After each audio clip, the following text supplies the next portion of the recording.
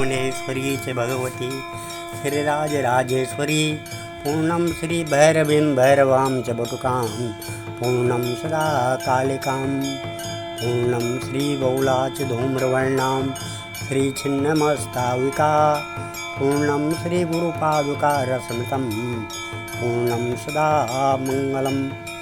ओम सर्वमंगलम भगवान विष्णु मंगलम गरुड़ध्वजा मंगलम पुंडरीकाक्षा मंगलाय तनो हरि।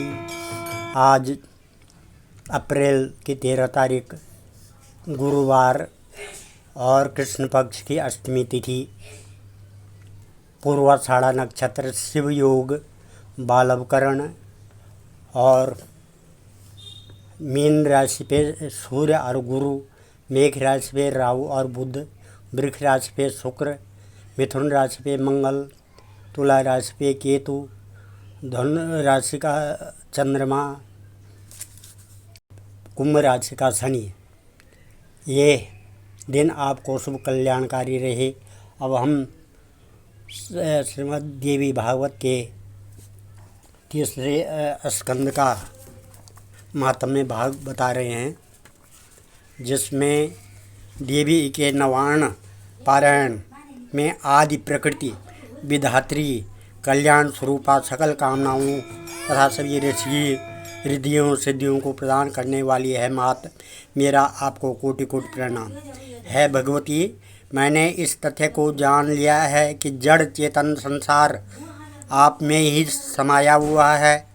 आपसे ही सृजन प्रलय होते रहते हैं।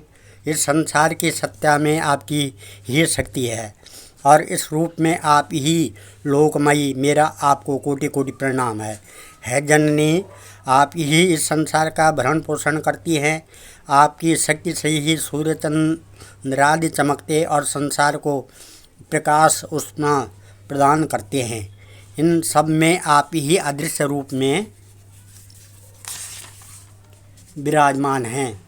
मेरा आपको कोटि कोटि प्रणाम है माता, मेरी आपसे यही विनती है कि मेरा मस्तक सदा आपके चरण कमलों में नत रहे, मेरा चित्त सदा आपके रूप सौंदर्य में आसक्त रहे, मेरे कानों में सदा आपके गुणों के उच्चारण की ध्वनि आती रहे और मेरे नेत्र आपके चरण कमलों के दर्शन करते रहें।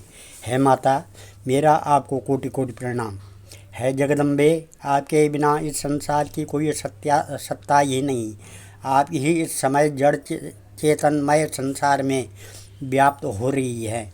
जिस प्रकार शक्ति के अभाव में मनुष्य असमर्थ है, यही सभी बुद्धिमान स्वीकार करते हैं, उसी प्रकार आपके बिना भी सभी ब्रह्मादि देवता, यक्ष, किन्नर, गंधर्व आदि असमर्थ हैं। मेरा आपको कोटि कोटि प्रणाम। है माता, बुद्धिमानों में बुद्धि और शक्तिमानों में शक्ति तथा कीर्ति, कांति, लक्ष्मी, विद्या, संतुष्टि, रति, विरति तथा मुक्ति आप ही हैं। आपकी ही विभूति का सर्वत्र साम्राज्य है। मेरा आपको कोटि कोटि प्रणाम। भगवती, आप प्राणियों के मोक्ष साधन रूपी कल्याण के लिए ही विश्व की सृष्टि करती हो। वस्तुतः जिस प्रकार समुद्र की अनंत लहरें उसकी अनंतता को ही प्रकट करती हैं, उसी प्रकार यह विविध रूपा सृष्टि भी आपकी शक्ति का अणु प्रदर्शन मात्र ही है। मेरा आपको कोटि कोटि प्रणाम। है विद्या स्वरूपी देवी, है कल्याणकारिणी, है सकल अभिष्ट प्रदान करने वाली माँ, मैं आपके चरणों में नतमस्तक होकर आपसे ज्ञान के प्रकाश की याचना करता हूँ। माँ, मेरा आपको कोटि कोटि प्रणाम। अब हम ये तीसरे स्कंद के जन्म जय देवी यज्ञ करने के लिए व्यास की प्रेरणा के बारे में सुनाते हैं कि राजा जन्मजय ने कहा, प्रभु, आप भगवती जगदम्बिका के अनुष्ठान की विधि बतलाने की कृपा कीजिए। व्यास जी कहते हैं, राजन सुनो, मैं भगवती के यज्ञ का सविधि वर्णन करता हूँ। अनुष्ठान विधि से ये यज्ञ सदा 3 प्रकार के समझने चाहिए, सात्विक, राजस और तामस। मुनियों के लिए सात्विक, राजाओं के लिए राजस और राक्षसों के लिए तामस होते हैं। ज्ञानी एवं वैरागियों के लिए ज्ञानमय यज्ञ कहा गया है। राजन, यदि द्रव्य शुद्धि, क्रिया शुद्धि और मंत्र शुद्धि से यज्ञ संपन्न हो तो पूर्ण फल प्राप्त होता है। अन्याय से उपार्जन किए हुए द्रव्य द्वारा जो पुण्य कार्य किया जाता है वह न तो इस लोक में कीर्ति दे सकता है और न परलोक में ही उससे कुछ फल मिल सकता है। राजन, तुम्हारे सामने की बात है। पांडवों ने सर्वोत्तम राजसूय यज्ञ किया था। समाप्ति के समय प्रचुर दक्षिणाएं बांटी गई थी। उस यज्ञ में यादवेश्वर भगवान श्री कृष्ण स्वयं पधारे थे। फिर पांडवों को अत्यंत कठिन कष्ट भोगने पड़े। उन्होंने वनवास के दुख भोगे। पांचाली को विपत्ति झेलनी पड़ी। जुए में पांडव हार गए। भला यज्ञ का फल कहाँ रहा? कर्मशील विद्वानों ने प्रायः कर्म को ही प्रधान बतलाया है। वे कहते हैं कर्ता के मंत्र के और द्रव्य के भेद से विपरीत फल हो जाता है। प्राचीन समय की बात है, जब राजा दशरथ को एक भी संतान नहीं थी, तब उन्होंने पुत्रेष्टि यज्ञ किया।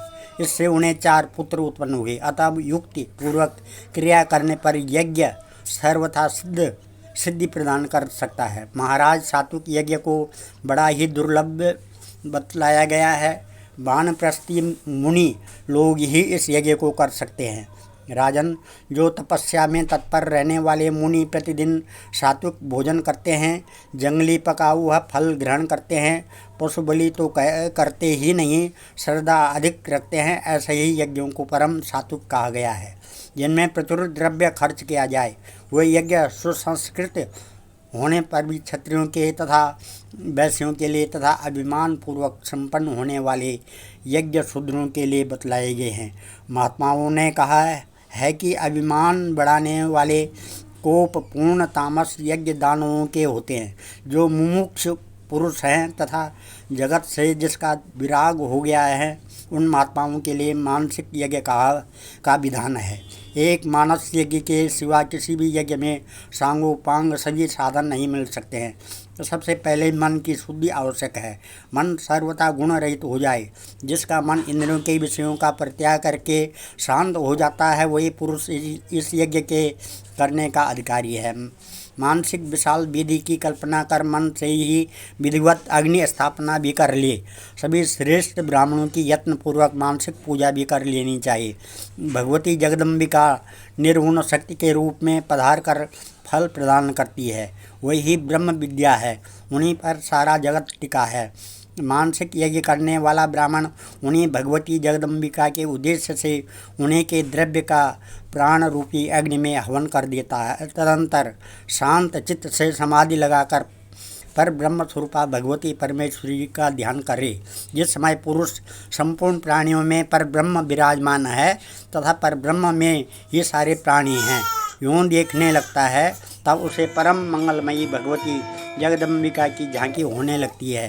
राजन, उस समय उस पुरुष के सांसारिक सभी कार्य जल भून जाते हैं। राजन, इस प्रकार किया हुआ यज्ञ मोक्ष रूपी फल प्रदान करता है, जिसमें कोई संशय नहीं है।